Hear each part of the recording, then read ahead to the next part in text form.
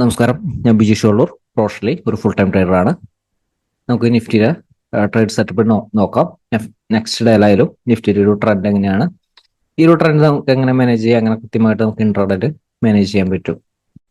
അതിന് മുൻപ് തന്നെ കഴിഞ്ഞ ദിവസങ്ങളിലെ വീഡിയോസ് കാണാത്തവരൊന്ന് കാണാൻ ശ്രമിക്കുക. കഴിഞ്ഞ ദിവസത്തെ വീഡിയോസിലായാലും നിഫ്റ്റിയെ കുറിച്ചായാലും വ്യക്തമായിട്ട് നമ്മൾ സൂചിപ്പിച്ചിരുന്നു. നിഫ്റ്റിക്കായാലും മുകളിലേക്കോ താഴത്തേക്കോ വലിയൊരു മൊമെന്റത്തിനുള്ള ഒരു സാധ്യത കാണുന്നില്ല.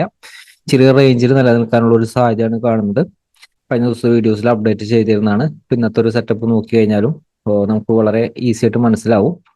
ഇത് നിഫ്റ്റിയുടെ 5 മിനിറ്റ് ടൈം ഫ്രെയിം ആണ്. തുടക്കത്തിൽ ഇന്ന് രാവിലത്തെ ഒരു ഓപ്പണിംഗ് തന്നെ വളരെ സ്ട്രോങ് ആയിട്ടുള്ളൊരു ഗ്യാപ്പ് അപ്പ് ഓപ്പണിംഗ് ആയിരുന്നു. റെസിസ്റ്റൻസിന്റെ ഒരു മുകളിലാണ് തുടക്കത്തിൽ ഒരു അപ്പ് മൊമെന്റം കിട്ടിയെങ്കിലും കൃത്യമായിട്ട് സൂചിപ്പിച്ചായിരുന്ന ഈ ലെവലിന്റെ താഴത്തേക്ക് സസ്റ്റെയിൻ ചെയ്ത ഒരു കാരണവശാലും ബൈയുടെ പൊസിഷൻസ് യൂട്ടിലൈസ് ചെയ്യരുത്. സ്റ്റിൽ ഹോൾഡ് ചെയ്ത് നിലനിൽക്കുന്നത് ഇമ്പോർട്ടന്റ് ആയിട്ടുള്ള റെസിസ്റ്റൻസ് ഏരിയയുടെ താഴെയാണ്. ഇമ്പോർട്ടന്റ് ആയിട്ടുള്ള റെസിസ്റ്റൻസ് ഏരിയ നമ്മൾ കുറെ ദിവസം മുൻപ് തന്നെ അപ്ഡേറ്റ് ചെയ്യുന്നതാണ്. നിഫ്റ്റി ഈ ഒരു ലെവലിൽ സ്ട്രഗിൾ നടത്തുന്നതിനെക്കാട്ടി മുൻപ് തന്നെ നിഫ്റ്റി ഈ ഒരു ലെവലിൽ 3-4 ദിവസമായി സ്റ്റിൽ സ്ട്രഗിൾ നടത്തിക്കൊണ്ടിരിക്കുകയാണ്.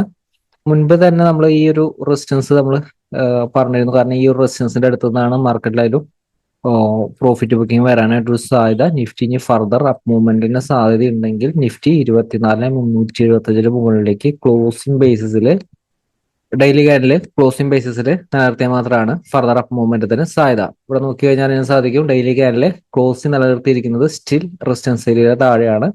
ഇൻവെർട്ടഡ് ഹാമർ എന്ന് പറയുന്ന കാൻഡിൽസ്റ്റിക് ആണ് ഫോം ചെയ്തിരിക്കുന്നത്. ഇപ്പോൾ ഒരു ദിവസങ്ങളിൽ എങ്ങനെ കൃത്യമായിട്ട് നമുക്ക് മാനേജ് ചെയ്യാം. കഴിഞ്ഞ ദിവസത്തിലും സൂചിപ്പിച്ചാണ് വലിയൊരു ഫാളിനും വലിയൊരു അപ്പ് മൂവ്മെന്റത്തിനും സാധ്യത കുറവായിരിക്കും ഈ ഒരു ലെവലിൽ. അതുകൊണ്ട് തന്നെ അതിനനുസരിച്ച് മാനേജ് ചെയ്യാനായിട്ട് എപ്പോഴും ശ്രമിക്കുക.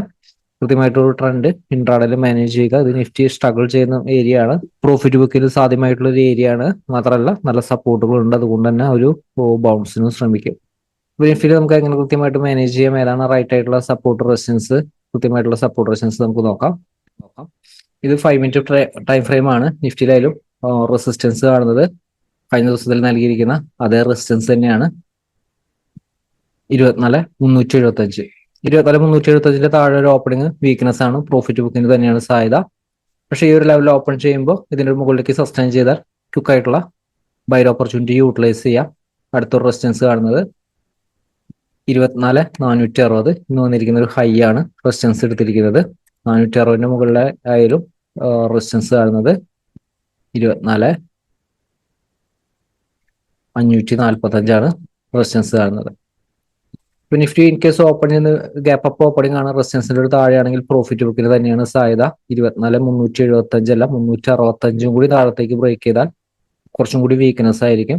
ഇവിടെ എൻട്രി എടുക്കുമ്പോൾ ഇപ്പം ശ്രദ്ധിക്കുക, ഇങ്ങനത്തെ ഒരു ഏരിയകൾ യെല്ലോ ലൈൻ മാർക്ക് ചെയ്തിരിക്കുന്ന ഏരിയ, ഈ റെസിസ്റ്റൻസ് ഒക്കെ കുറച്ചൊരു സ്ട്രോങ് ആണ്. റെസിസ്റ്റൻസ് സപ്പോർട്ട് ലെവലായിരിക്കും. അതുകൊണ്ട് ഇങ്ങനത്തെ ഒരു ഏരിയ ഇപ്പോൾ നമ്മൾ സൂചിപ്പിക്കാറുള്ളതാണ്. നമ്മൾ നൽകുന്ന സപ്പോർട്ട് റെസിസ്റ്റൻസ് എന്ന് പറഞ്ഞാൽ വളരെ സ്ട്രോങ് ആയിട്ടുള്ള സപ്പോർട്ട് റെസിസ്റ്റൻസുകൾ മാത്രമാണ് നമ്മൾ നൽകുന്നത്. ക്ലിയർ ആയിട്ടുള്ള ഒരു എൻട്രി നമുക്ക് മാർക്കറ്റിൽ കിട്ടാനും ക്വിക്ക് ആയിട്ടുള്ള ഒരു പ്രോഫിറ്റ് എടുക്കാനും ഒക്കെ ഉള്ള സപ്പോർട്ട് റെസിസ്റ്റൻസ് ആണ് നമ്മൾ നൽകാറുള്ളത്. അപ്പൊ ഇങ്ങനത്തെ ഒരു സപ്പോർട്ട് റെസിസ്റ്റൻസ് എപ്പോഴും ഫോളോ ചെയ്ത കറക്റ്റ് റൈറ്റ് ആയിട്ടുള്ള ഒരു എൻട്രി ഒക്കെ നമുക്ക് കിട്ടും. എപ്പോഴും ഈ ഒരു മൊമെന്റ് ഒക്കെ നമ്മൾ കഴിഞ്ഞ ദിവസങ്ങളിലൊക്കെ നൽകിയിരിക്കുന്ന സപ്പോർട്ടാണ്. എപ്പോഴും റൈറ്റ് എൻട്രി എപ്പോഴും സപ്പോർട്ട് റെസിസ്റ്റൻസ് അനുസരിച്ച് എടുക്കണം. ഈ ഒരു സപ്പോർട്ട് റെസിസ്റ്റൻസ് എന്ന് പറയുന്നത് മാർക്കറ്റിലെ വലിയൊരു മൊമെന്റം കിട്ടാൻ സാധ്യമായിട്ടുള്ള ഒരു സപ്പോർട്ട് റെസിസ്റ്റൻസ് മാത്രം സോർട്ട് ചെയ്തിട്ടാണ് നൽകുന്നത്. നമ്മൾ ജസ്റ്റ് ഒരു 5 മിനിറ്റ് ആണ് അല്ലെങ്കിൽ 6 മിനിറ്റ് വീഡിയോ ഉണ്ടെങ്കിൽ പോലും മണിക്കൂറുകളോളം മാർക്കറ്റിൽ അനലൈസ് ചെയ്തിട്ടാണ് ഓരോ സപ്പോർട്ട് റെസിസ്റ്റൻസ് നൽകുന്നത്. അപ്പൊ അതുകൊണ്ട് തന്നെ അതിൻ്റെതായിട്ടുള്ള ഒരു പവർ സപ്പോർട്ട് റെസിസ്റ്റൻസ് ഉണ്ടായിരിക്കും.